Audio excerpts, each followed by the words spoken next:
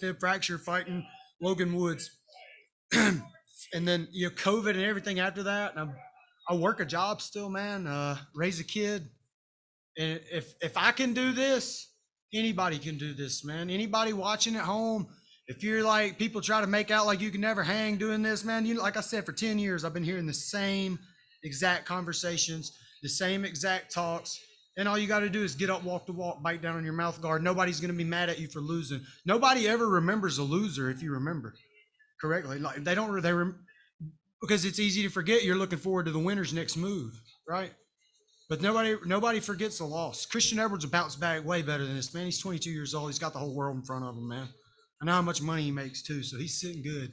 And I pray he's okay, And I heard you say a minute ago that you had considered maybe not fighting again. If this opportunity hadn't come up for a third time, would you have been done, do you think?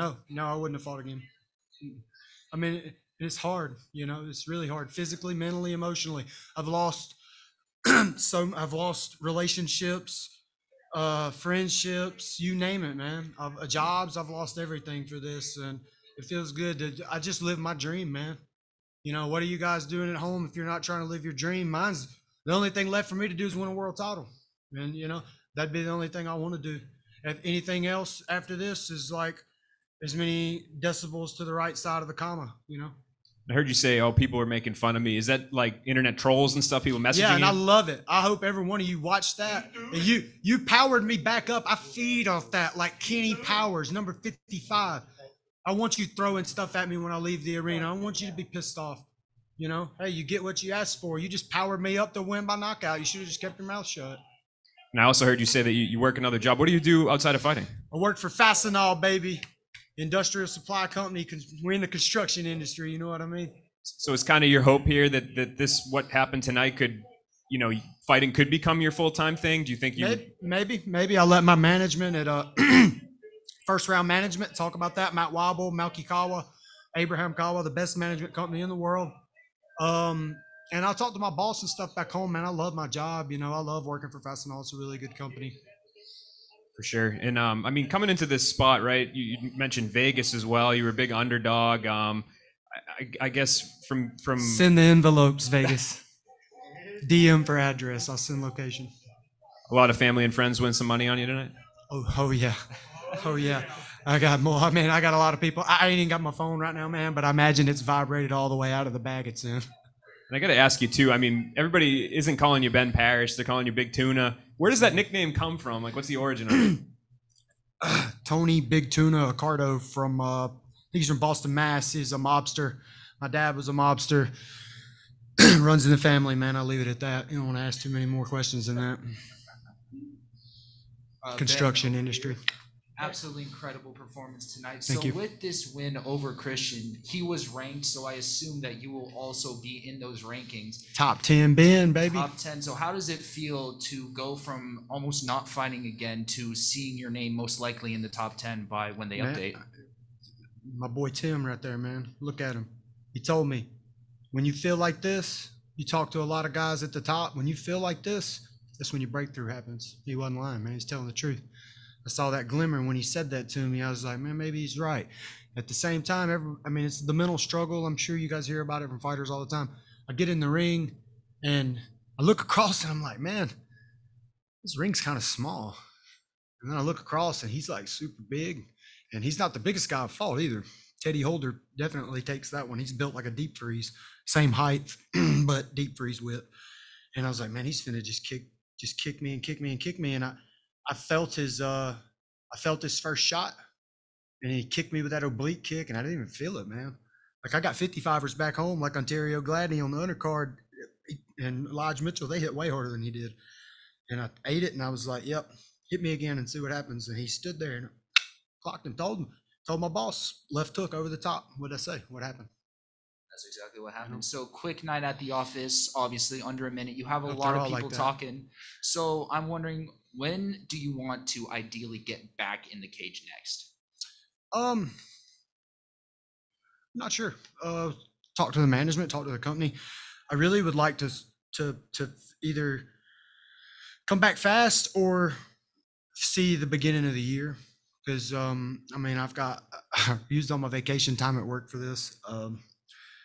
And moving forward, I've got birthdays, Christmas, holidays, and stuff. Like I said, it's been a long year, man. And like the training camp wasn't hard necessarily, but when you go through 3 of them back to back with no fight, and I had COVID and smack in the middle of that, and rehabbing all these injuries. Look at this. I don't want to look like, I don't want to be malicious here, like I'm trying to flip the camera off, but look at my middle fingers. You see this one and you see this one. You see how big this one is? I broke that like a couple weeks before I was supposed to fight him in May. I literally couldn't close my fist all the way. My knees are kind of jacked, I'm not going to go into too much on it, but like I'm okay though, I feel good. We'll see what happens on that. I'm sure that they'll try to match me with Polizzi or one of those guys. We'll see what happens. Thank you very much. Congratulations again. Thank you. We'll take a few more questions here. Jay? Hey, thanks very much. And Ben, congratulations on the win tonight. Yeah, I'm online coming at you from a distance, man. No worries. Space Ghost, coast to coast, baby. Exactly. There we go. I wanted to ask, you talked about coming back from the leg injury, and I'm just curious how long it was before you were 100% comfortable with that. And was there anything nagging in the back of your mind when you stepped in there, having gone through a mishap like that in a fight? Nah, Big John asked me in the interviews the other day. Told him I'd kick him with it, and I did. Told you. Good stuff. And, you talked about the trolls coming at you, and that's an unfortunate part of the sport. I'm just wondering if you think that... I'm one of them.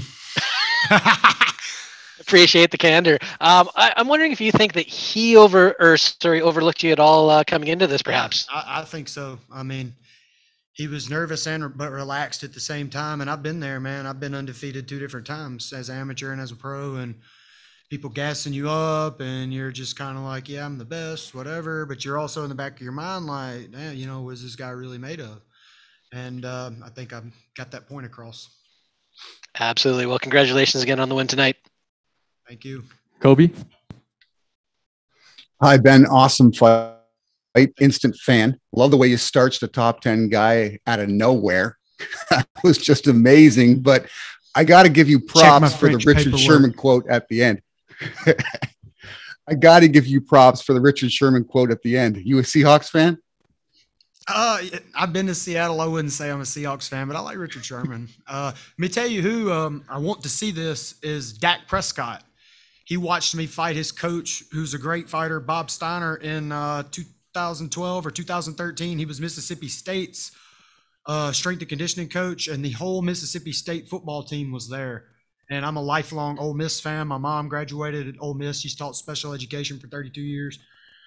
So knocking him out in front of Dak Prescott and the whole Mississippi State Bulldogs team, that's even kind of better than this tonight, to be honest with you. That's bragging rights for eternity. So Dak, contract man, what's up, baby? I know you remember. Nice. Good fight, buddy. Thank you. Last one, Chris. Ben, Chris Connor here. Last call. Congratulations on the big win. You mentioned the trolls and the haters. How much of motivation was it also when, and look, I'll take blame for this, every media person was going, okay, well, this should be a showcase fight for Christian Edwards. He's the professional athlete. He's right. The favorite. How much does that motivate you knowing that it's the media, it's the fans, probably in Bellator, and hey, you're the patsy. You're supposed to lose, and all of a sudden now you can tell us where to eat crow and where to stick those 10,000 balloons with a celebration. Yeah, I mean, like I said, I needed that. I needed them to come make fun of me, man. As like run down, burn out as I was, hurting, wanting to retire, and then everything's hurting. I'm upset. I'm going through a lot back home. Like I said, I've lost a lot to do this. So, like I said again, how many seconds was that? 38 seconds. Months. How many? 38. I'll take it. And I love that motivation, man. Don't be a piece of shit. Don't be a bully. Don't try to make fun of somebody to make yourself feel better about yourself. Because like at the end of the day, the guy who most likely looks like he can't beat you up is probably going to give you most of the business. The quiet ones are the dangerous ones, my friend. Don't ever forget it. All right. Thank you so much for the time, Ben. Congrats on the win. Thank you. Anybody else? Record.